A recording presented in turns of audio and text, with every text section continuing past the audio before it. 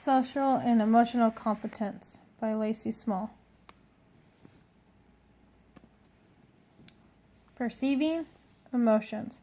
What is perceiving emotions? This is when the child recognizes their own feelings or emotions as well as others.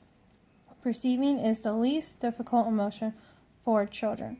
This is the initial stage of recognizing emotions, and children are not at the point where they understand, interpret, or manage emotions.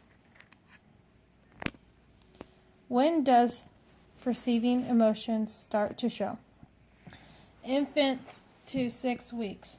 The child feels the basic emotions of pleasure and upset. 6 weeks to 14 weeks.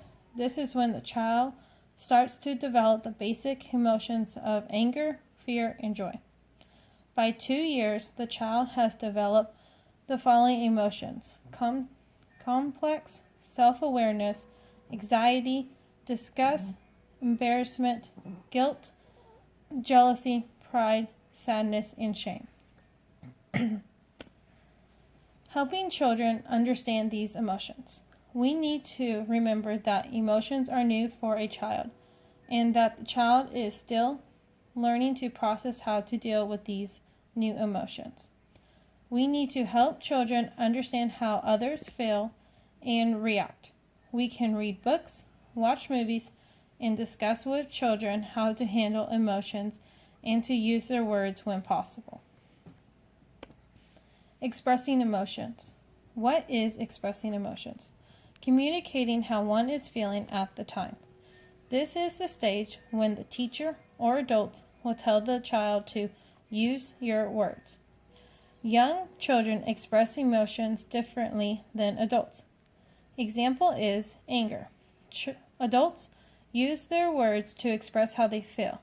Children, however, do one of the following actions: venting, active resistance, express dislike, aggressively revenge, avoidance, or adult seeking. How can adults help children during this stage? Naming their feelings helps build a child's emotional vocabulary. Have the child address how he or she is feeling at the time when the emotion is happening.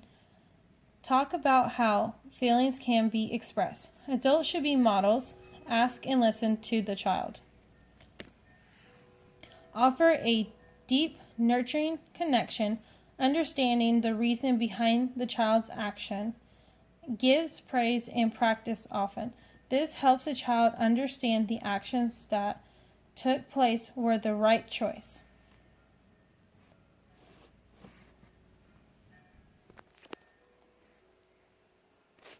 Regulating emotions. What is regulating emotions? This is when someone understands and manages their emotions. This is the most difficult emotion for a child to process. This emotion calls for a higher level of understanding.